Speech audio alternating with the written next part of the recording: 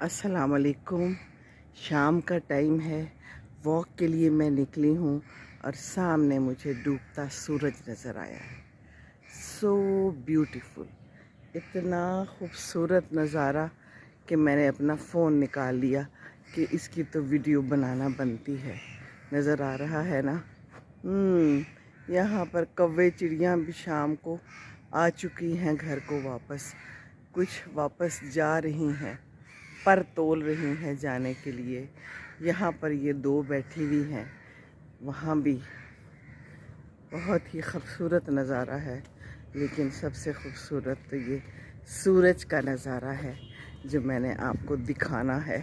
ये देखिए, है ना, कितना प्यारा लग रहा है।